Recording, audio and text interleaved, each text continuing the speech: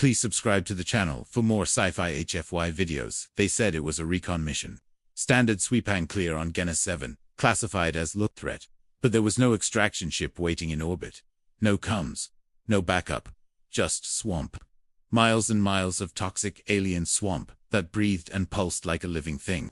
Marcus Vale dragged himself out of the cracked drop pod, lungs burning from the sulfur-thick air. Everything moved here. Everything hunted. His herd flickered once. No signal, then died completely. The pod had crumpled on impact, split open like an overripe fruit. Around him, the swamp stretched in every direction, towering fungi the size of trees, their caps weeping luminescent spores. Water that wasn't quite water, thick and oily. Breathing hurt. Each inhale was a knife to his ribs. Broken arm. Possible concussion. Standard issue armor, cracked in 3 places. He checked his rifle jammed. Sidearms 7 rounds. 1 emergency flare. 1 protein bar. They'd stripped his pack before launch. He understood now. They'd wanted him gone. The first night, he heard them. Creatures he couldn't see, circling in the mist. Clicks and whistles that echoed wrong, bouncing off nothing. His father used to say humans were apex predators anywhere. Marcus wondered if his father had ever been to Genesis 7. He climbed into the pod's shell, wedged himself between broken machinery, and waited for dawn. It came slowly. A sickly yellow-green light filtering through the canopy. His arm had swollen to twice its size. Infection was already setting in. Day 2 brought the first real test. Something massive moved through the water. He saw its wake before he saw it. Bioluminescent stripes along a body, easily 15 meters long. It rose once, testing the air, then submerged. Marcus didn't move for 6 hours. When he finally crawled out to find water, he discovered the fungi wept a drinkable condensation. Bitter. But it didn't kill him. Small victory. He marked it mentally. Lesson 1: the environment gives, if you're patient enough to learn. By day 4, he'd made a spear from pod debris and carbon fiber struts. His arm was useless, bound tight against his chest, with paracord from his suit lining. The fever came in waves. He caught something small and arthropod-like in a makeshift. Trap it raw, because fire would bring everything in the swamp to his location. It tasted like copper and regret. He laughed. Alone in the dark, wondering if this was what Command had wanted. A slow death. No investigation. No body to recover. Marcus Vale, killed in action.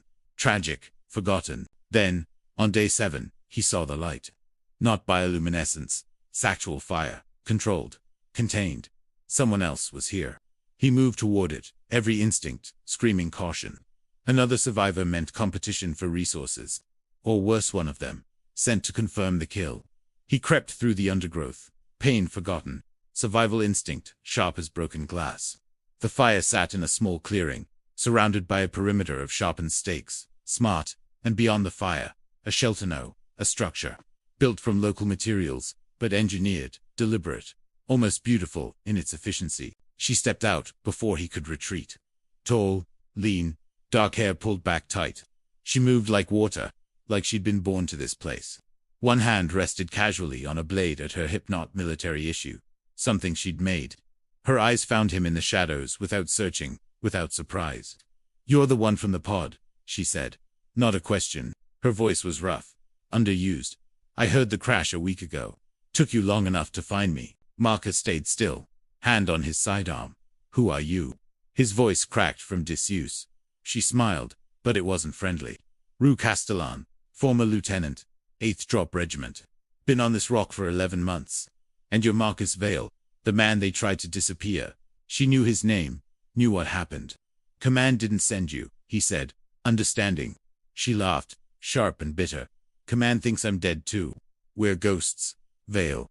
Welcome to the graveyard." She didn't invite him in. She told him, survive here or leave. Her rules. Her territory. But she also tossed him a betrayal supplies. Not emergency rations. "Swamp's got 3 rules," she said, already turning back to her shelter. "Everything here wants to kill you. Everything here can feed you. And nothing here cares about your rank." Marcus watched her disappear inside. He looked at the medkit, then at his infected arm. Choice was easy. He stayed. Ju taught him the swamp's language. The way the water changed color, before predators came near. How to read the spore patterns. Green meant safe. Blue meant toxic. Red meant run. She showed him how to weave fungi stalks into ropes stronger than anything in his pack would have been. They built a second shelter, expanded the perimeter. She never asked why Command wanted him dead. He never asked how she'd survived alone for nearly a year. Some things didn't need words. The first time they hunted together, Marcus understood what she'd become. A creature moved through the shallows, something serpentine with too many teeth. She didn't run. She moved perpendicular, drew it toward the stakes, used its own momentum against it. They ate well that night. Real protein. She'd even cultivated edible fungi near the shelter, a small garden of sustainability. "You plan to die here?" he asked, around the fire. She prodded the flames with a stick. "I plan to make this place wish it had never tried." Weeks blurred together. Marcus's arm healed. Slowly, imperfectly. They developed routines, patterns. She'd scout in the mornings while he reinforced defenses. Afternoons meant hunting, gathering, processing. Evenings brought maintenance weapons, tools, the constant work of survival. They barely spoke some days. Other days, words poured out memories of Earth, of missions gone wrong, of the people who'd betrayed them. Trust built not through grand gestures, but through the small act of watching someone's back while they slept. The predators learned to avoid their camp. That was the first sign things were changing. The massive serpent that had tested Marcus in his first days gave their perimeter wide berth now. Smaller creatures skittered past without stopping. Roux noticed it too. "We're becoming part of the ecosystem," she said one night, voice almost wondering. "Not prey. Not quite predator. Something else." Marcus looked at their expanded compound for shelters now, water collection systems, smokehouses for preserving food. "We're becoming indigenous," he said. The storms came in the third month. Geneseven's atmosphere tore itself apart every 90 days, Roux explained. Winds that could strip flesh from bone. Rain that burned if you weren't careful. They'd prepared reinforced the shelters, dug drainage channels, stored enough food for 2 weeks. They weathered it in the central building, listening to the swamp scream outside. Marcus found himself grateful for the company. A year ago, he'd trusted no one. Now he trusted this woman with everything. Funny how the end of the world refined priorities. When the storm cleared, they found 3 more drop pods scattered across their territory. Empty, stripped, recent.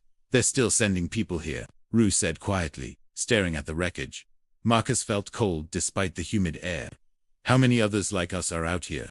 They searched for survivors and found none. Just empty pods and standard issue gear, too damaged to salvage. But it confirmed what they'd both suspected.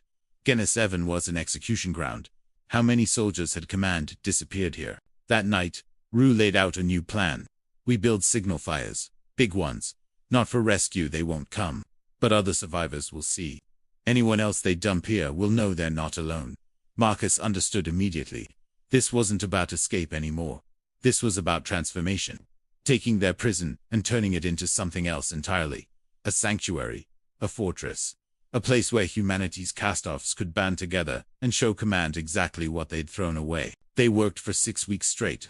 Cleared 3 new sites. Built permanent fire platforms elevated above the swamp. Stockpiled fuel-dried fungi.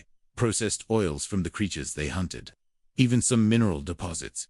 Roux had discovered that burned bright blue. The first fire they lit could be seen for miles. Then the second. Then the third.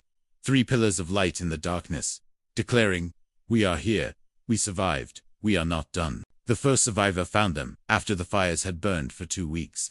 Private Chen, dropped 4 days ago, with minimal gear. She could barely walk, leg torn open by something with serrated teeth. They brought her in, patched her up, fed her.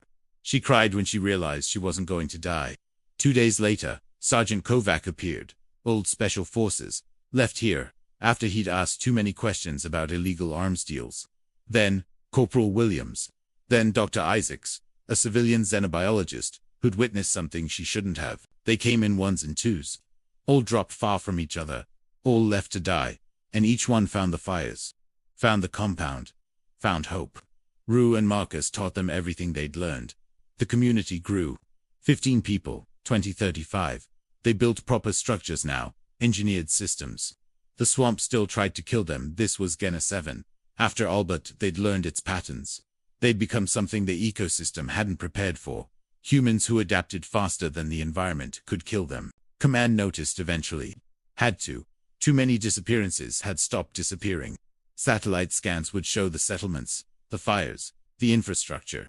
Marcus was working on the water filtration system when the dropship appeared on a pod, an actual ship, military, broadcasting approach protocols. Everyone in the compound went silent, watching it descend. Roux appeared at his side, blade in hand. "They're finally checking on their dumping ground," she said. The ship landed 100 meters out, respectful of their perimeter. Smart. A colonel emerged, full dress uniform looking absurd against the swamp's backdrop. He surveyed their compound with obvious shock. The gardens, the shelters, the communal areas, the organized survival infrastructure. 35 people who should have been dead, standing armed and healthy.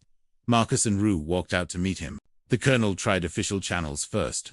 Orders to return to base for debriefing. Promises of reinstatement. Roux laughed in his face. "You sent us here to die. We didn't. Now you're worried." She gestured to the compound. "This is ours now. Built with our hands. Defended with our lives. You want to take it." The colonel's hand moved toward his sidearm. 35 weapons came up in response. A unified message. "Try it." Marcus stepped forward, voice calm. "Here's what's going to happen. You're going to go back and tell command exactly what you found. Tell them Gen7 isn't an execution ground anymore. It's a colony. And every soldier you dumped here, everyone you tried to erase, they're citizens now. This is their home." He let that sink in. "Send supplies, if you want to pretend you care. Send support. But you don't send anyone else without their consent." This stops. The colonel looked between them, calculating he was outnumbered, outmaneuvered, and he knew it. More importantly, he knew what this would look like if it went public. Command's illegal disposal site turned into a thriving settlement. A symbol of human resilience that would embarrass the brass all the way to Parliament. He lowered his hand slowly. "I'll deliver your message," he said, retreating to his ship. They watched it lift off, disappearing into Gen7's toxic sky. Roux turned to Marcus, something like satisfaction in her eyes. "Think they'll come back?" He shrugged. "Eventually, but not how they expect." Around them, the compound bustled with life. Dr. Isaacs was teaching 3 others her xenobiology findings. Sergeant Kovac ran combat drills with the newer arrivals. Someone had started a greenhouse project with the edible fungi. They'd taken a world that wanted them dead and made it home. That night, around the central fire, someone asked the question everyone was thinking: "What do we call this place?" Silence fell. They'd all been thinking of it as the compound, the camp, the settlement. But it was more now. Roux looked at Marcus. Marcus looked at the faces around the fire, people who'd been betrayed, abandoned, sentenced to death, and chose to live anyway. People who'd found each other in the dark and built something impossible. "Defiance," he said simply. The word hung in the air, then caught like fire itself. Defiance, not just against command, but against the very concept that any environment, any circumstance could break humanity. Drew raised her coupe, recycled metal, filled with processed swamp water, that no longer tasted quite so bitter. "To defiance," she said. 35 voices echoed her. To defiance. The swamp pulsed around them, bioluminescent, beautiful, deadly, and they sat in its heart, unafraid, unconquered, unmistakably human. They'd been sent here to disappear. Instead, they'd made damn sure the entire galaxy would remember.